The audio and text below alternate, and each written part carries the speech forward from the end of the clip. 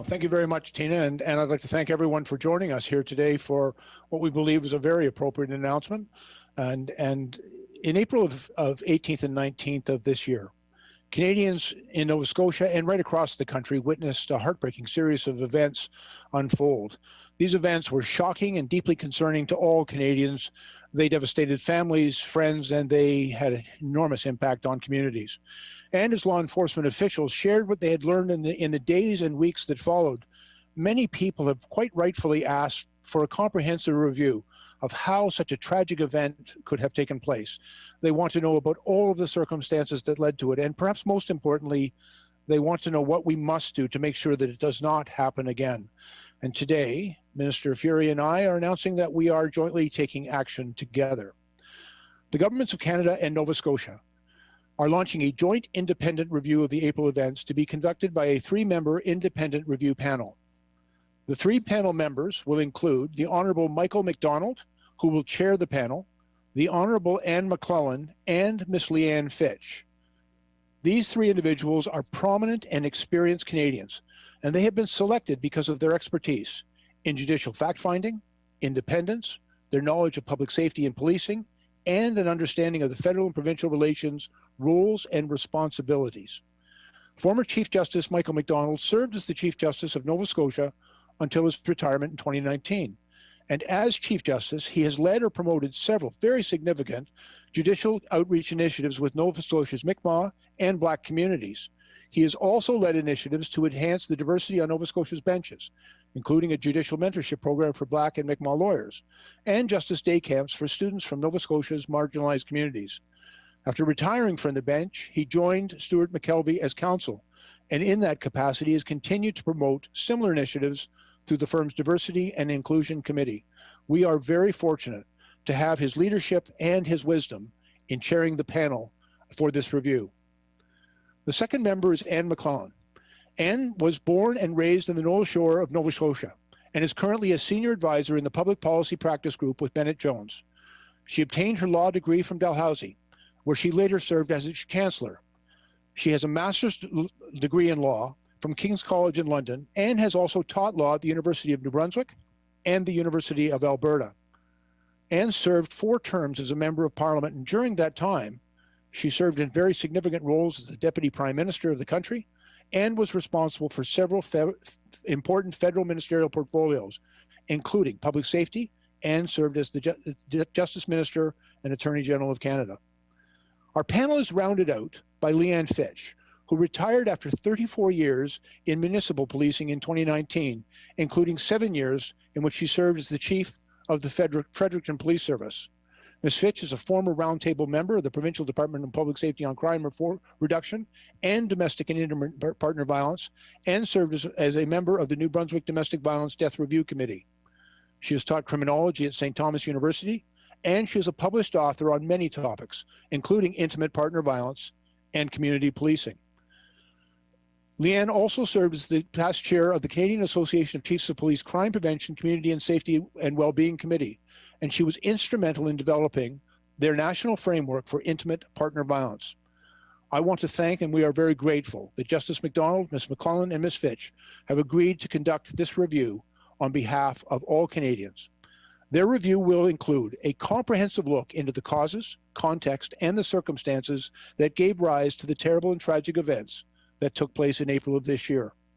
It will include an examination of law enforcement responses and the steps taken to communicate with the community, to support it and engage with victims' families and affected citizens. And I'll also add that other areas of focus will include the involvement of gender-based and intimate partner violence, and the perpetrator's access to firearms and police equipment. From the outset, Minister Furey and I have designed with consideration not to cause any further harm to victims, their families, or individuals directed by this tragedy. The review panel will conduct their work in a way which is at all times trauma-informed and uses restorative principles. We have also ensured that the panel will have independence required for an impartial and transparent investigation. We have asked them to deliver an interim report to both ministers in February of 2021, and they will issue their final report in August of 2021. Both reports will be made public in their entirety. And throughout this process, We will continue to provide information and support to victims, affected citizens, law enforcement personnel, and the community. At the federal level, I have directed the full cooperation of the RCMP, the Canada Border Service Agency, the Canadian Firearms Program, and all other federal implicated organizations. We understand that this review represents an important step forward as we look for answers for the families and friends of the innocent victims, and we learn how to ensure that nothing like this happens again. In the aftermath of this tragedy, all Canadians grieved with the families and with all Nova Scotians. I am very confident that the establishment of this review will give us a far better understanding of all of the events that took place on that tragic day, all of the circumstances that gave rise to it, all of the things that were done in response and in the aftermath, along with providing us with concrete recommendations to ensure that we can help prevent all future such tragedies. I'd now like to turn it over to the mic to Attorney General Mark Furey for his remarks. Thank you. Go ahead, Minister.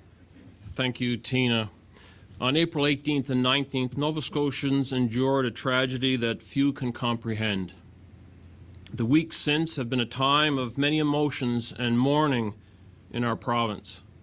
Our hearts have been heavy from pain and loss and from struggling to understand.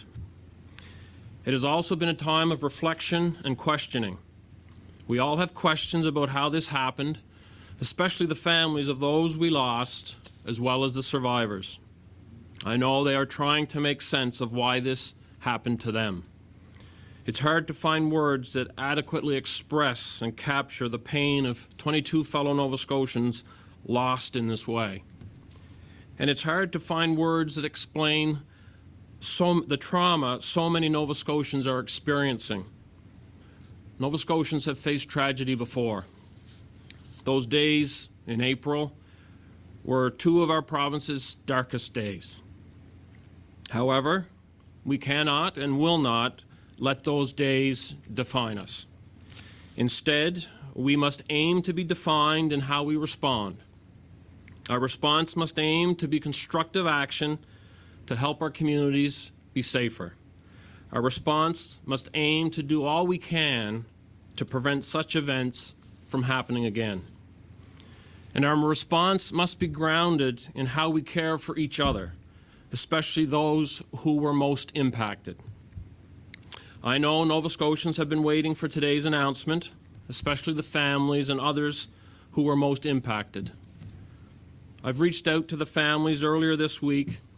It was important to me that they heard the details of this announcement from me first. We must all commit to caring for and thinking of them first. Today, the Government of Canada and Nova Scotia are announcing a joint independent review of these tragic events. An independent panel has been appointed, as Minister Blair has referenced, with a broad investigative mandate to review this event in its totality. As Minister Blair indicated, the panel are made up of the Honourable J. Michael MacDonald, the Honourable Anne McClellan, and Miss Leanne Fitch. Together, they have extensive knowledge, expertise, experience in judicial fact-finding, law enforcement, gender and intimate partner violence, intergovernmental relations, as well as other areas of expertise. They are all trusted public figures who we know will guard their independence and be impartial in their review to ensure that they fulfill their mandate in the public interest. I will add as well that the three panel members are all Maritimers, two from Nova Scotia and Anne McClellan, who grew up on the Knoll Shore. They know and understand our rural communities well. The minister also alluded to the elements of the review.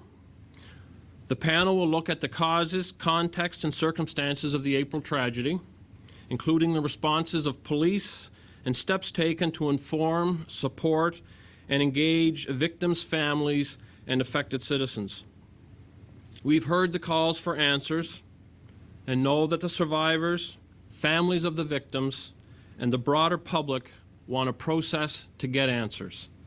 That is independent from government and will make recommendations in an impartial and transparent manner. This review responds to those needs. I also understand that the families, and in fact all Nova Scotians, want accountability. Minister Blair and I are accountable to get the facts and answers for you. We are accountable for understanding what changes are needed to help prevent such events from happening again and managing them if they do occur. And we're accountable for ensuring citizens have trust and confidence in the public institutions under our jurisdiction. Therefore, all of the relevant institutions which fall under the authority of the province's jurisdictions will be required to participate fully in this review. This includes municipal police agencies, the Nova Scotia Medical Examiner's Office, the Nova Scotia Emergency Management Office, as well as the Nova Scotia Public Trustee. I expect the Honourable Michael MacDonald, Ms. McClellan, and Ms. Fitch to take a very hard, broad, and objective look at what happened so our governments and agencies can be responsive. I'm counting on the panel to recommend what further action is needed. The panel will play a key role in informing next steps. Their work is an important first step to ensure that families and those most harmed get the answers they so rightfully deserve. I want to thank the review panel members for accepting this call to service. They are individuals who are known for their integrity, experience, and expertise. All Nova Scotians can have confidence in them to be transparent, impartial, and independent in their work. We as a province have committed to learning and making change. We will fully consider the review panel's recommendations, and I expect that their recommendations will be well-informed, clear, impartial, and helpful in making improvements and effecting change. If there are changes we can make right away or simultaneously with the panel as they do their work, we will do that.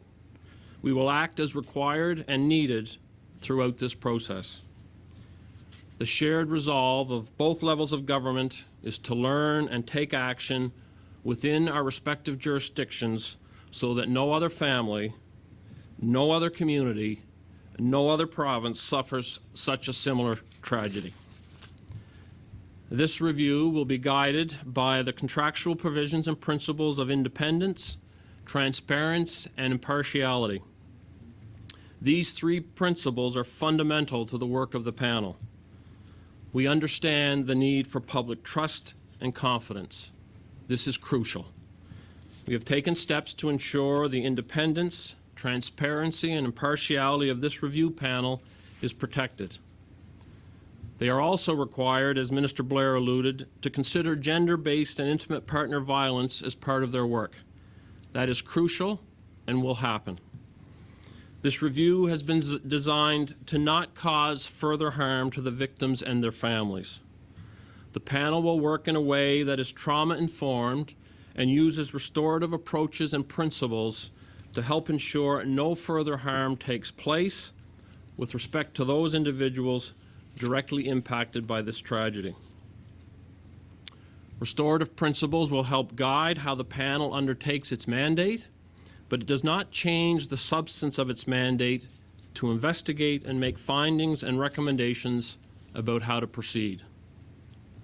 When we talk about restorative principles, what we mean are the commitments that will guide how the panel approaches its work to ensure that they pay attention to the needs of those directly impacted. This does not require the panel to use a particular process or practice, and it's not aimed at bringing parties together to address or resolve harm.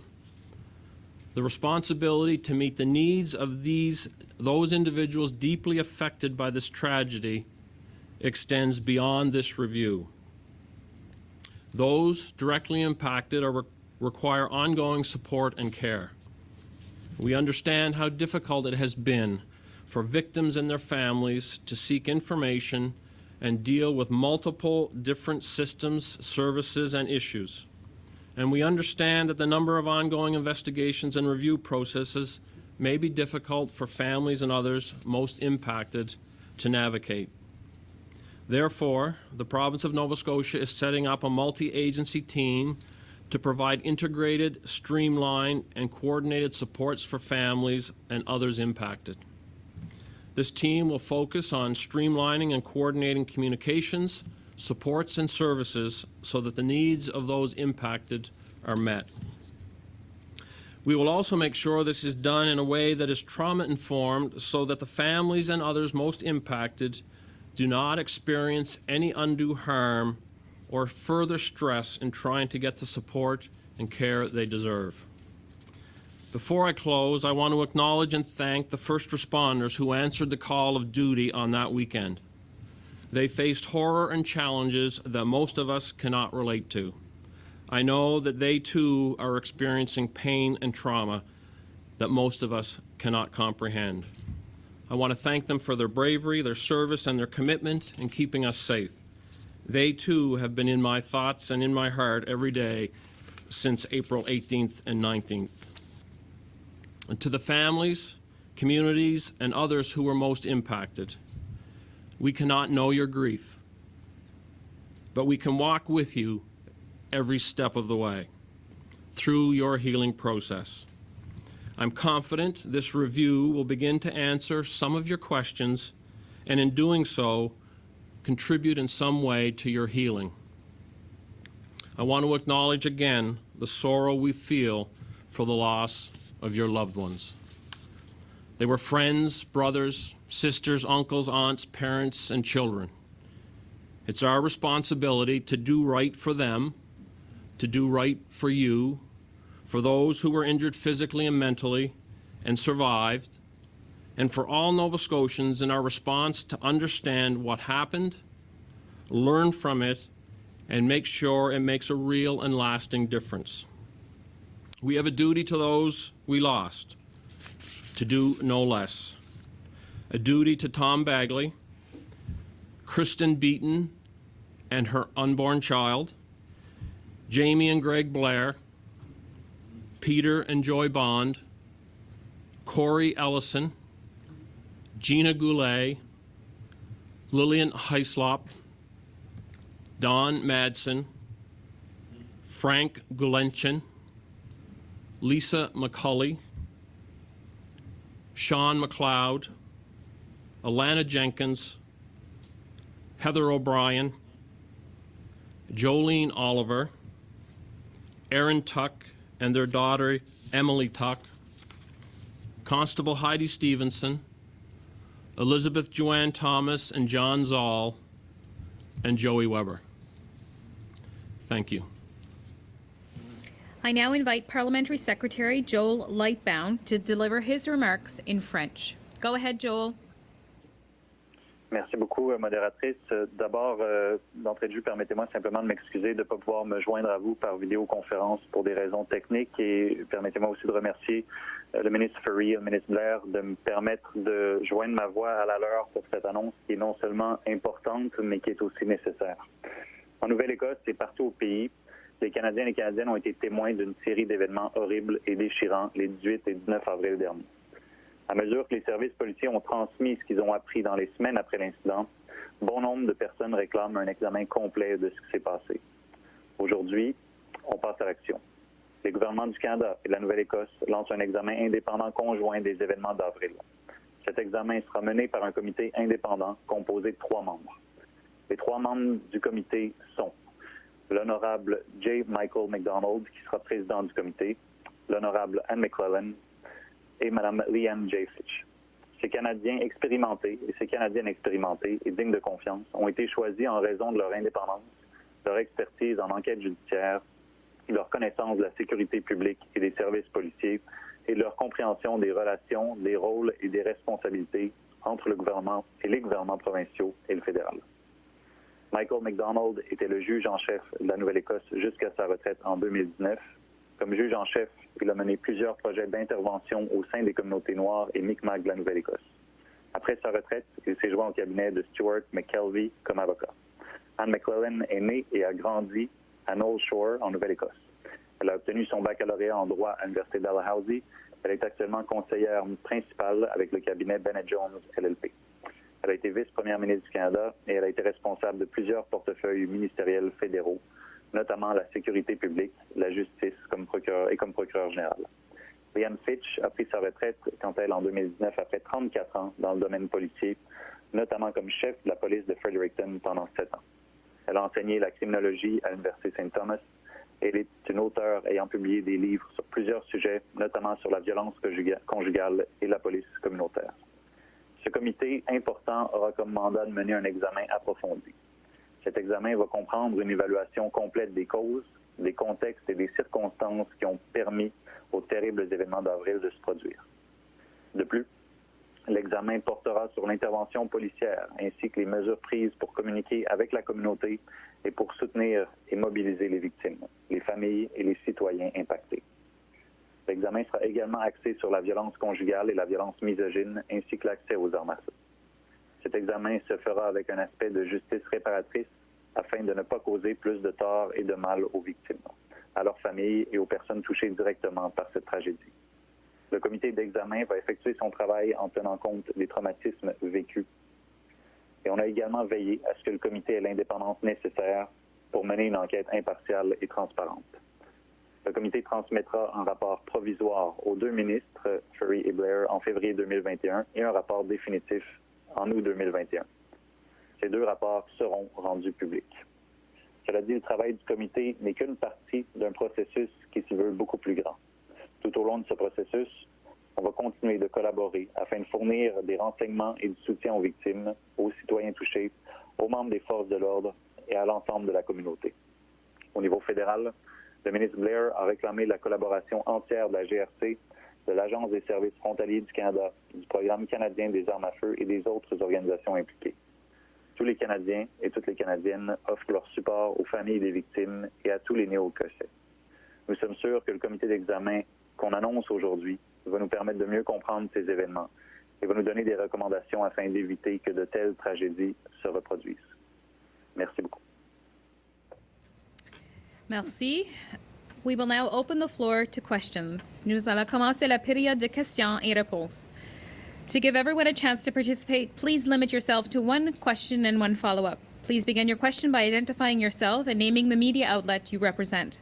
Afin de donner la chance à tous les gens de participer, veuillez vous limiter à une question et une suivi.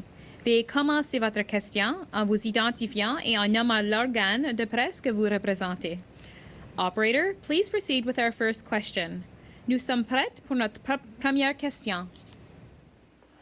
Thank you. Merci. Please press star 1 at this time if you have a question. S'il vous plaît, appuyez sur étoile 1 maintenant pour poser une question. There will be a brief pause while the participant register for questions. Il y aura un court délai vous permettant de vous enregistrer dans la file d'attente pour la période de questions. Thank you for your patience. Merci de patienter.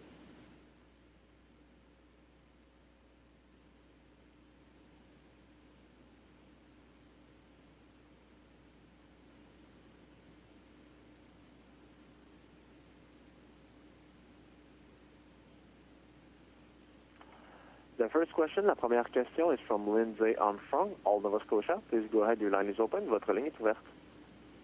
Hi, thank you. I would like to know why you've elected to use an independent review instead of a public inquiry, given that this review does not require binding recommendations or compel individuals to speak under oath. Who's it directed to?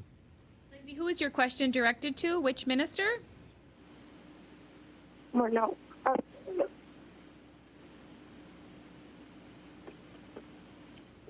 Go ahead, Minister.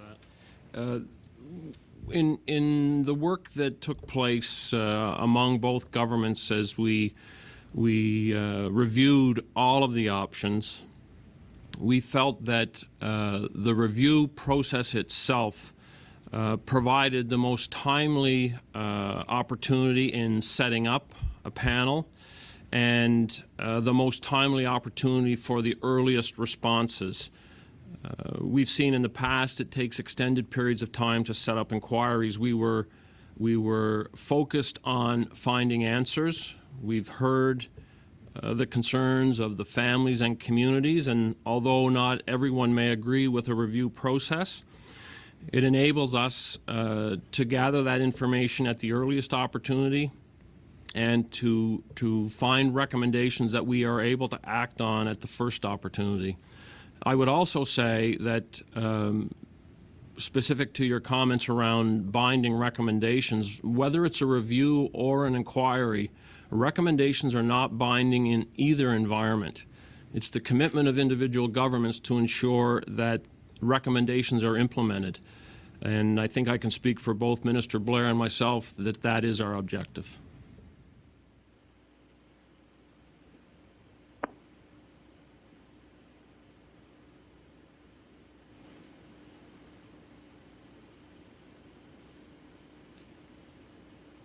Operator, is Lindsay still there for her follow-up question?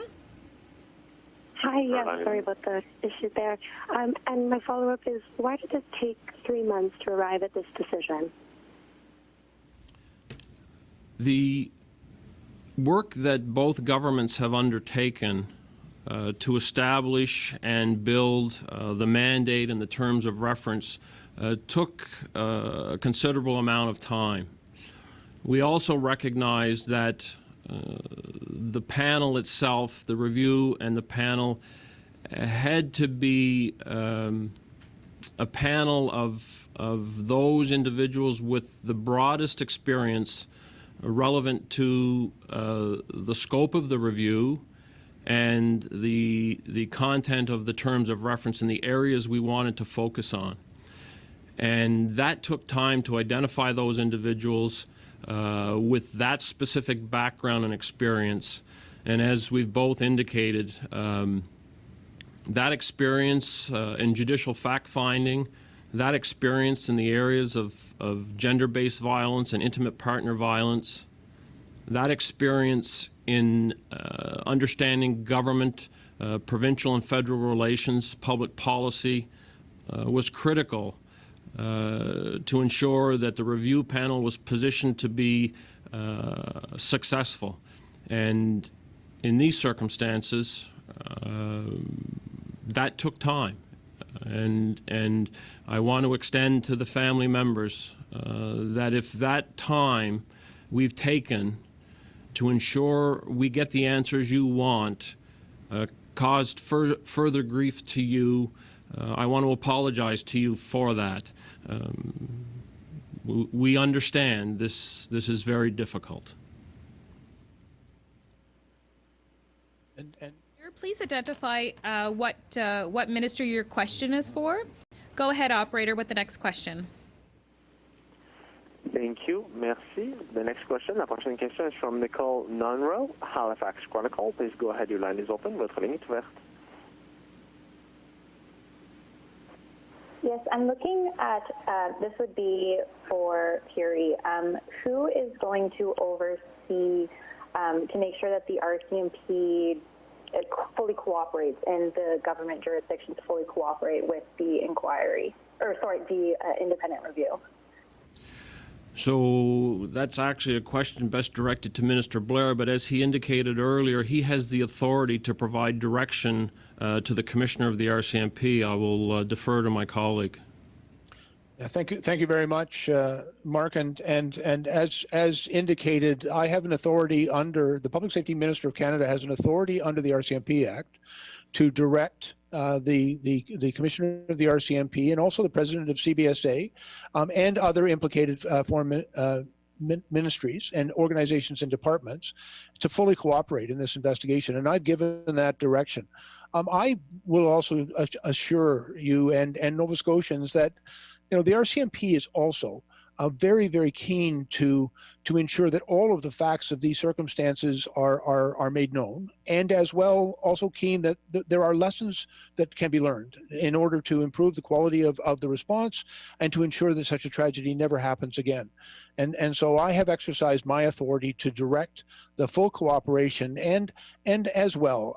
I have great confidence in our panel members, and I am with great certainty sure that Chief Justice MacDonald will identify any concerns or that he's that in gathering the necessary information. If I also may respond a little bit to the issues around timing and delay and speak to that just briefly. in the immediate aftermath of this terrible tragedy in April, and within a few short days, Mr. Furey and I were talking about the importance and the need for review, but we also recognized the importance of the criminal investigation that was ongoing at that time. And as information came out and we became more aware of all of the facts and circumstances of this terrible tragedy, it informed a lot of our decision as to who the right people were to participate in this panel and the full scope of the review that would be undertaken. And so we have been working on this for some period of time. I also want to acknowledge the very significant concerns and quite understandable concerns that families of the victims and the community have expressed about the need for review. We know people need answers, and they deserve answers, and we are absolutely committed to ensuring that they get those answers in a fair, comprehensive, and objective review conducted by a totally independent panel members. They also want to be sure that both levels of government, the government of Nova Scotia and the government of Canada, will take all of the steps necessary in response to the recommendations that we will receive to ensure that we respond appropriately and that this does not happen again. And we are absolutely committed to doing that. Thank you.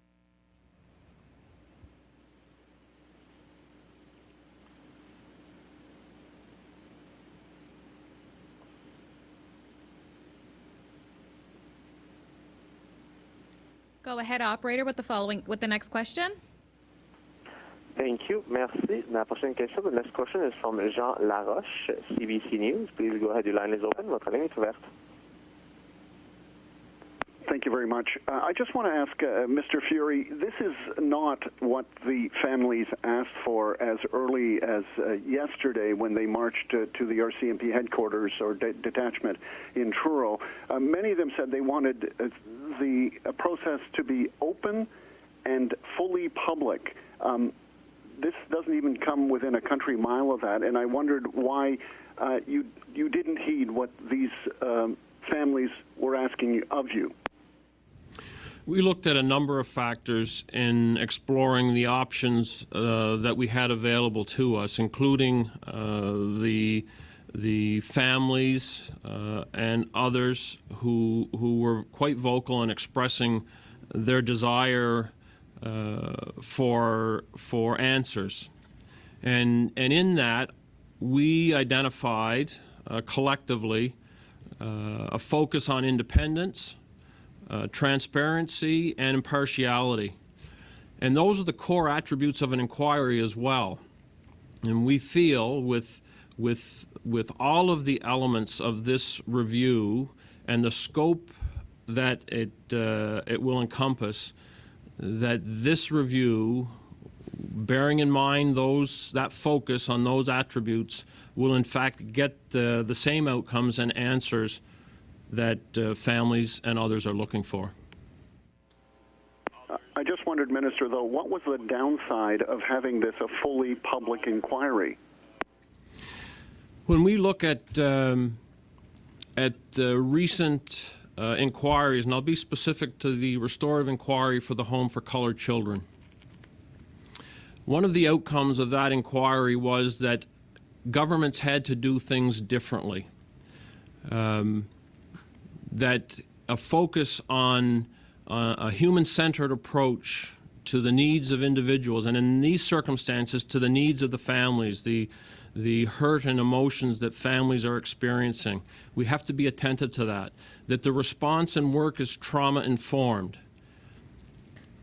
And as we move forward, ensure that we cause no further harm as we investigate the circumstances of April 18th and 19th. I would say this: the pursuit of truth need not come at the cost of re-traumatizing or re-victimizing individuals. We see the review process and the strength of the panel and the discretion of the panel based on their experience and expertise to administer this review in a way that gets the answers that families and Nova Scotians want. Thank you. Merci. La prochaine question, the next question is from Michael Totten, the Canadian Press. Please go ahead, your line is open. Votre ligne est ouverte. Minister Blair, and Furey, why have the governments of Canada and Nova Scotia chosen a process that does not grant its commissioners the powers available in a public inquiry, including information being provided under oath?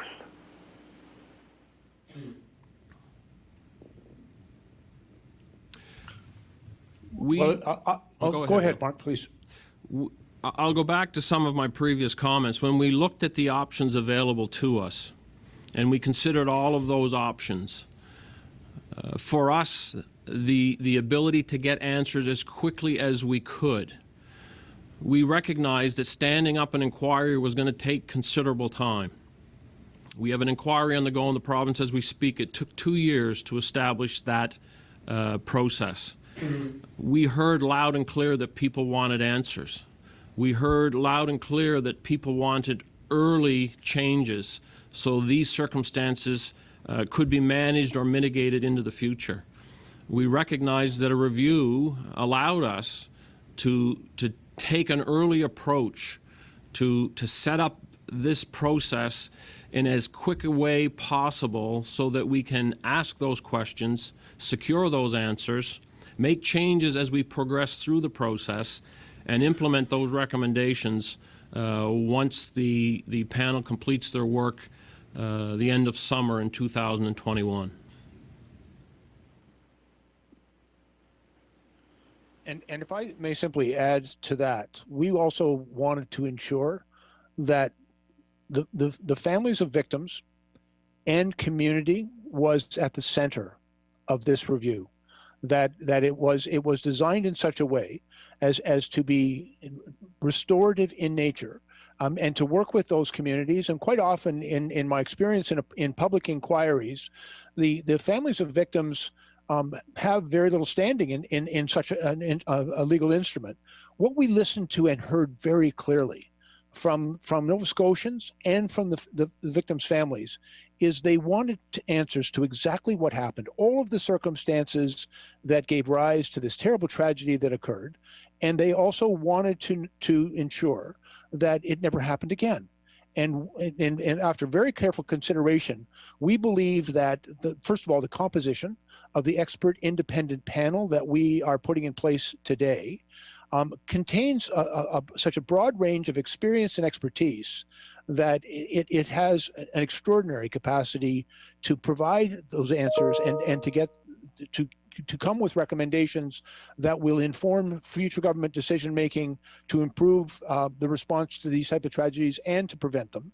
We also recognize that how important it was in this work to ensure that that the answers were given in a timely way. And as Minister Furey has indicated, this was enabled us to stand this up as quickly as possible and to provide those answers. And finally, because of the circumstances of this terrible tragedy, and the fact that as the Public Safety Minister for Canada and the Attorney General in Nova Scotia, the two of us have the ability to direct the full cooperation and disclosure of all information to the panel members. We've made that undertaking to the panel members, and we'll work very closely to ensure that they have access to all of the information they need to be able to inform the victims of the families of these victims and all Nova Scotians and all Canadians exactly what transpired here.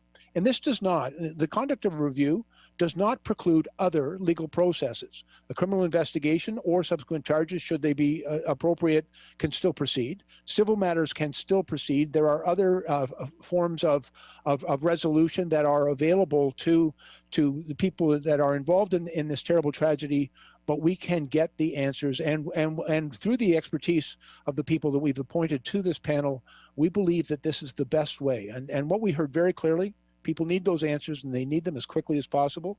And we're undertaking to get them those answers and that information, and to then take action to ensure that we respond in an appropriate way. Thank you. Merci. La prochaine question, the next question is from Alicia Draus, Global News. Please go ahead. Your line is open. Votre ligne est ouverte. Thank you. This question is for Minister Furey. I'm just wondering, in the past, you had indicated one of the reasons that this is taking so long to announce was that any probe must have the ability and the power to compel witnesses to testify and the ability to make binding recommendations. But this review doesn't offer either of those. So I'm just wondering what changed between when you said that and now. Well, we looked at all of the factors, as I've explained earlier, in a review versus an inquiry, and sensitive to the impact on families and the timeliness of the ability to stand up a review versus an inquiry, and the expectations of the public, quite frankly, for early answers, and the authority that both the federal minister and I have around directing agencies and entities under our area of responsibility. We felt that the review was the most appropriate medium to get those answers, to provide clarity, to secure recommendations, and allow us to implement those changes and to implement the recommendations, and make those changes as early as we possibly can.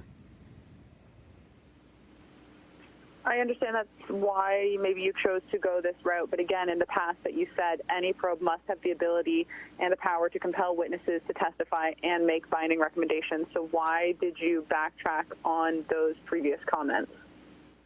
So, as I indicated, when we did a broad analysis of the options, a review versus an inquiry, we felt this was the best avenue to take to establish that early response, to be able to set up the review with competent individuals who are able to act and investigate the matters before us.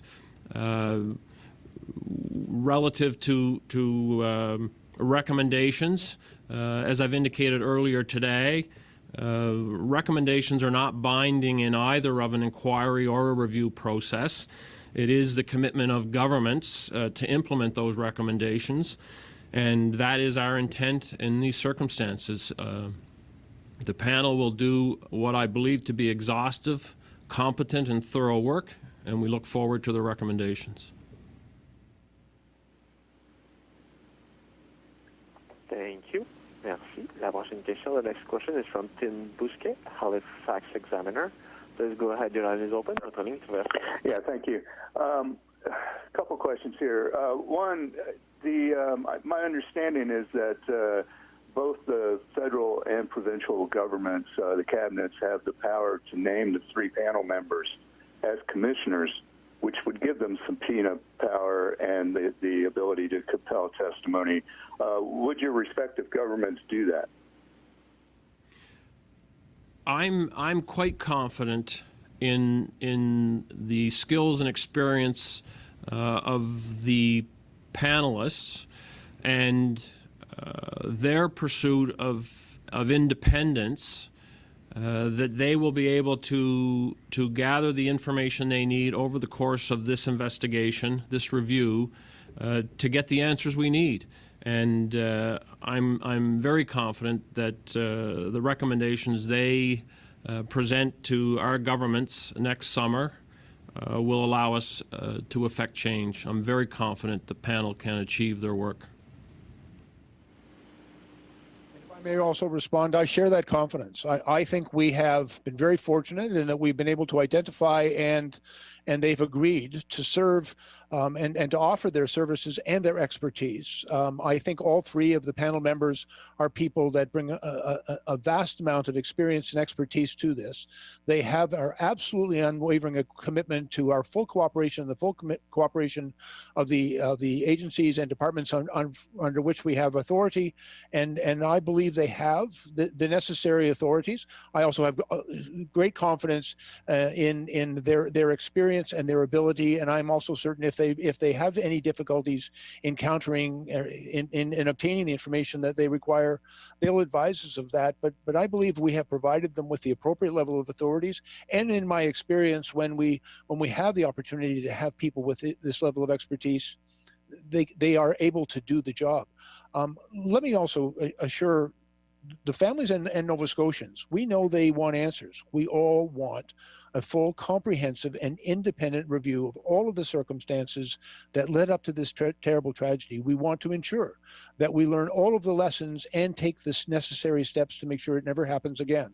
And so we are absolutely committed to this. And both Minister Furey and I are in agreement that this is the right approach, and that we believe we have the right people to do the work, and that they have the necessary authorities to get Nova Scotians the answers that they need and deserve, and to make sure that we learn all of the lessons that need to be learned from this terrible tragedy so that we can take appropriate steps to resolve it. Thank you. Merci. La prochaine question, the next question is from Natasha Pace, CTV News. Please go ahead, your line is open. Votre ligne est ouverte. Thank you. Minister Furey, I understand that both ministers are saying that you feel this is the appropriate approach and it would be quicker to get answers for families. What would your message to families be today who are telling us that they're furious with this independent review that was just announced? I spoke with, had the opportunity to speak with family members yesterday, and I heard from them, and certainly aware of the position that an inquiry is that mechanism that they would prefer. When we look at all of the factors in making the decision, we felt that the approach of the review and the strength of the panel, given the authority that they have, will get the answers they need. And what I heard in talking with family members and hearing those who expressed their opinions leading up to our announcement today, people wanted independence. They wanted transparency, they wanted accountability, and they wanted impartiality. Those are the same core attributes of an inquiry. I believe with the strength of this panel, their familiarity and awareness in this focus, we can get the same answers that we would through an inquiry. We will get those answers sooner than later, and we will be able to act on those. And I also believe that as the review progresses, we've empowered the panel to speak publicly at any time, whether it's over the course of their work in accessing information, or anyone interfering in the independence of that panel, or if they see an opportunity for early resolution with some of the work and findings that they land on.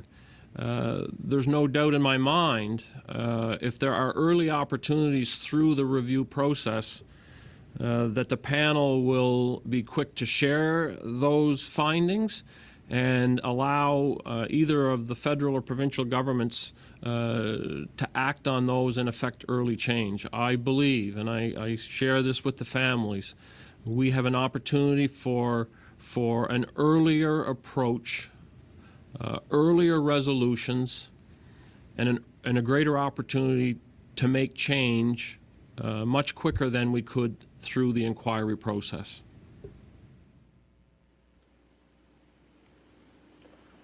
Thank you. Merci.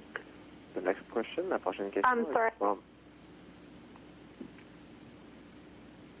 The next question, la prochaine question is from Paul Wells, Maclean Magazine. Please go ahead, your line is open. Votre ligne est ouverte.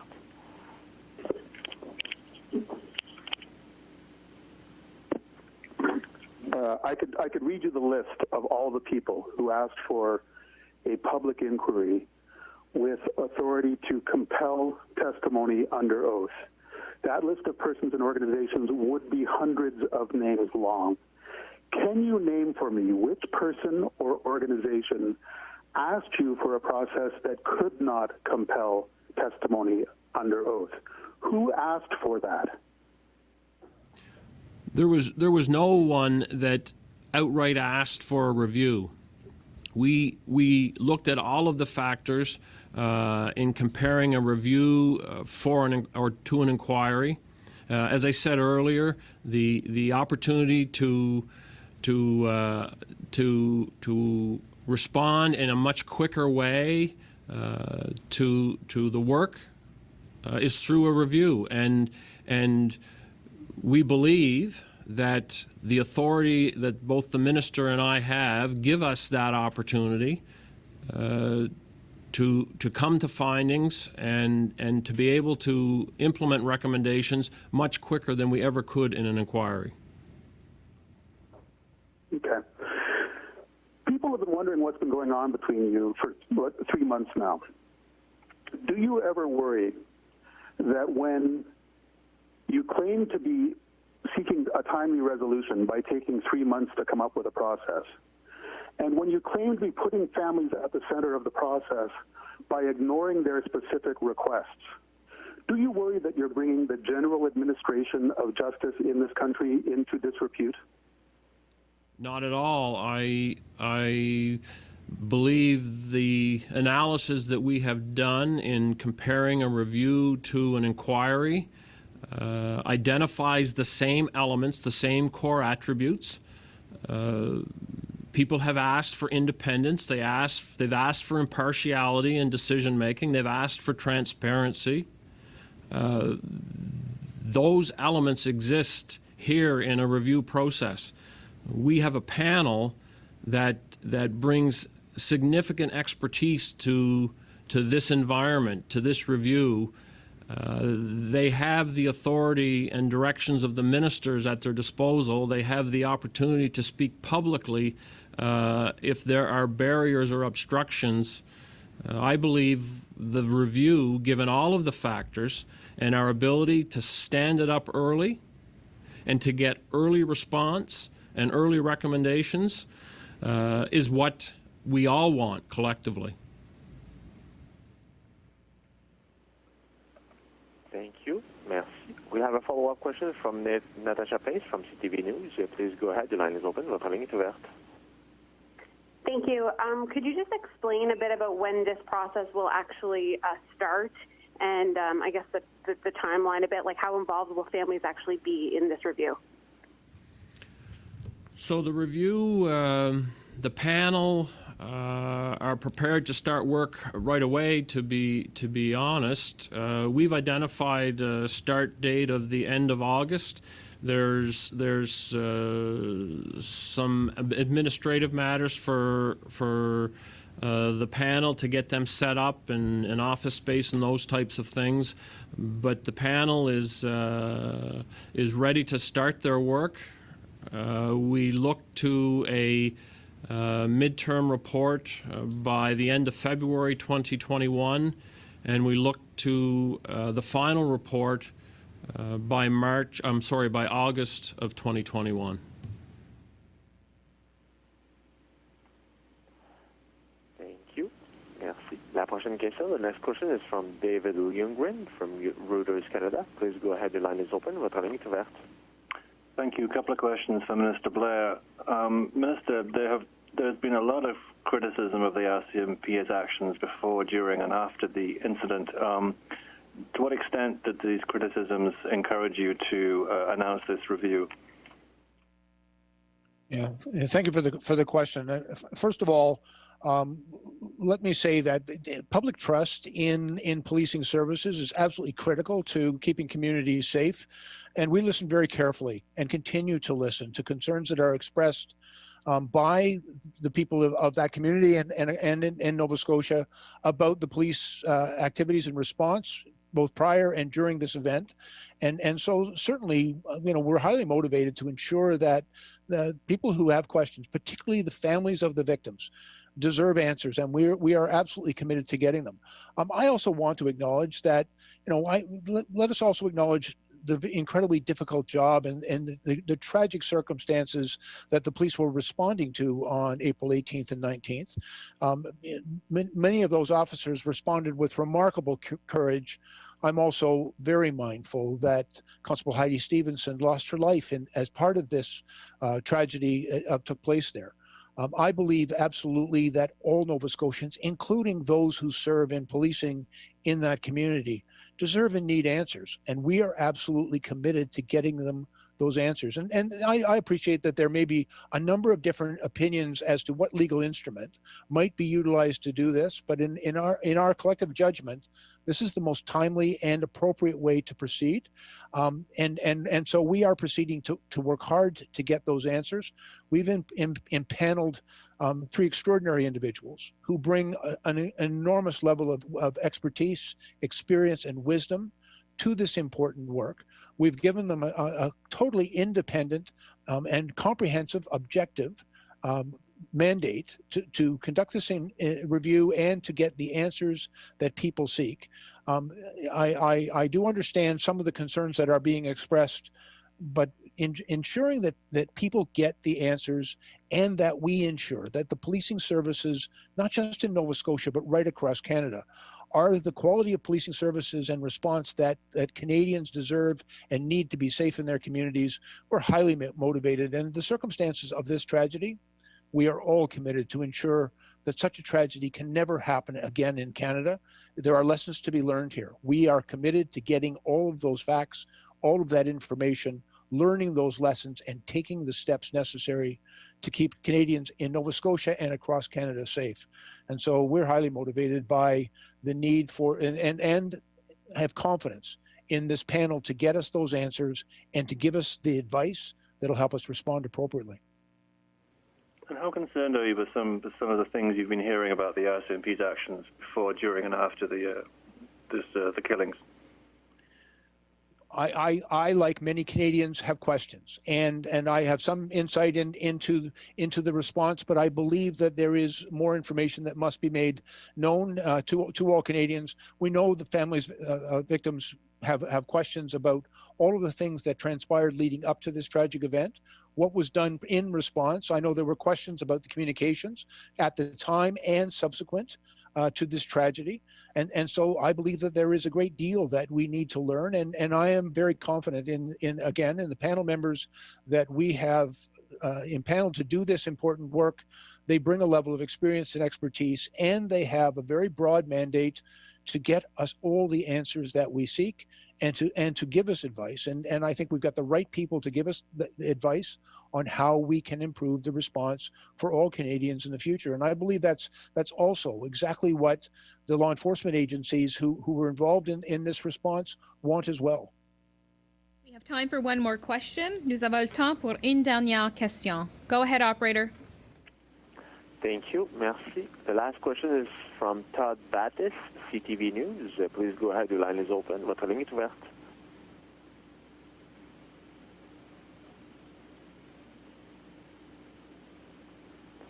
Mr. Battis, your line is open.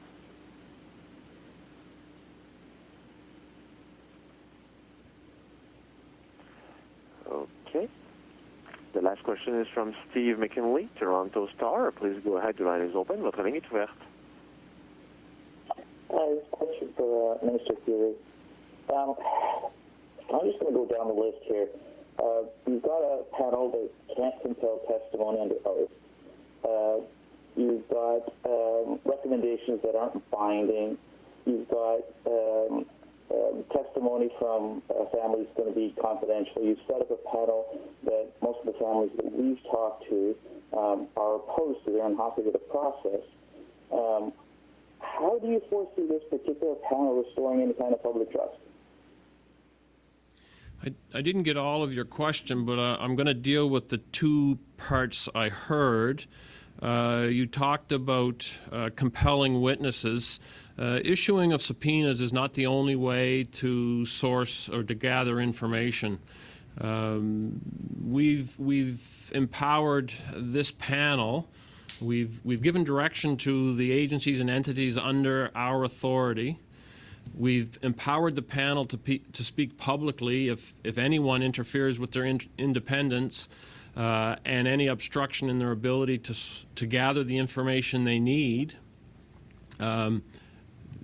Those are key elements to the panel's ability to do their work, but also the integrity and the reputation and strength of the panel itself cannot be dismissed. These are highly competent people who also recognize the importance of their work in securing public trust. I'm confident that the panel is able, with the authorities they have and abilities they have, to gather the information that Nova Scotians and Canadians want. And we look forward to the recommendations, whether they come early through the midterm report or following the completion of their work and their final report in August of next year. Just to follow up on that, I'm just going to sort of reiterate the question. With so many questions, which you've heard here, which you've heard the families talk about, there seems to be not an awful lot of confidence that we are going to hear the answers that we need. So, if you were talking to people who are, who have flagging trust in the government and their police, how can you reassure them that they're going to get the kind of answers they're looking for? Well, I can say that both the federal minister and I are committed to this work, and that the individuals who make up this panel bring extensive experience. We have to allow the panel to start their work. We have to allow the process to begin, and I'm confident as that work begins and unfolds, and families and community members are engaged, they will see the strength of the panel, they will see the inherent values of the review, and there will be a level of confidence and public trust. We realize that in some circumstances public trust has been broken. The federal minister and I are both accountable to ensure that we restore that trust, and it's going to take time. We believe the review process and the work that the panel will do will start us on that course to rebuild trust, not only with the families, but those communities that are most impacted, and Canadians in general who have expressed their own concerns. That is all the time we have for today. Thank you all for your participation. C'est tout le temps que nous avons aujourd'hui. Merci à tous de votre participation. This concludes today's event. If you have additional questions, please contact the Media Relations contacts for Public Safety Canada and the Nova Scotia Department of Justice that are listed on the news release that you would have received earlier. Ceci conclut l'événement d'aujourd'hui. Si vous avez des questions supplémentaires, veuillez communiquer avec les représentants des relations avec les médias, de la sécurité publique du Canada et du ministère de la Justice de la Nouvelle-Écosse. Les coordonnées sont indiquées sur le communiqué que vous avez reçu ce matin. Thank you for joining us. Merci beaucoup.